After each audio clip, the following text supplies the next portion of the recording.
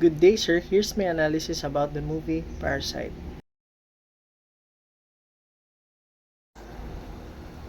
Parasite, directed by Bong Joon-ho, has gendered whispered acclaim since its release.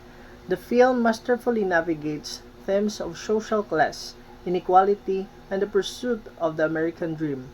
Its critical acclaim and numerous awards highlight its significance in contemporary cinema.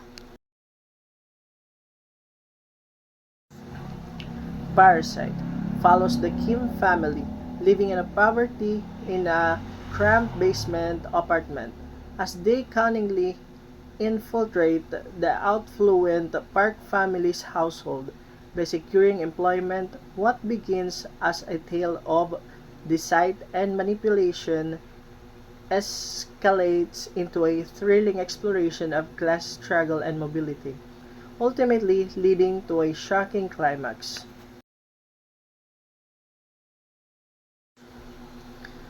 The Kim family, consisting of the patriarch Ki Taek, matriarch Chung Suk, and their children Ki Woo and Ki Jung, are driven by desperation to improve their socioeconomic status. Their interaction with the Park family, particularly with Mr. and Miss Park, reveal the complexities of social hierarchy and human nature.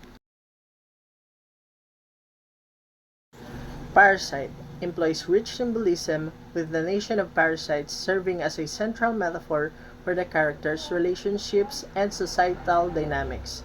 The physical spaces, such as the stark contrast between the luxurious park mansion and the squalid Kim basement, further underscore the themes of wealth disparity and exploitation.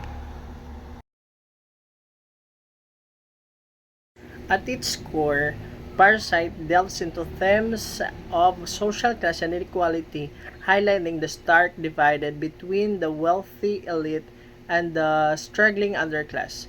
The film also explores the illusion of the American dream, exposing the harsh realities faced by those who dare to aspire for upward mobility.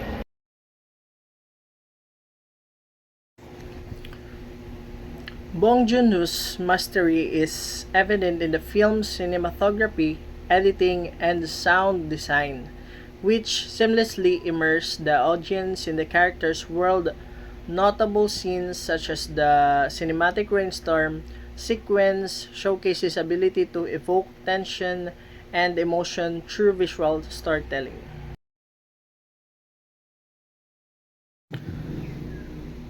Parasite is a cinematic tour de force that challenges societal norms and provokes introspection.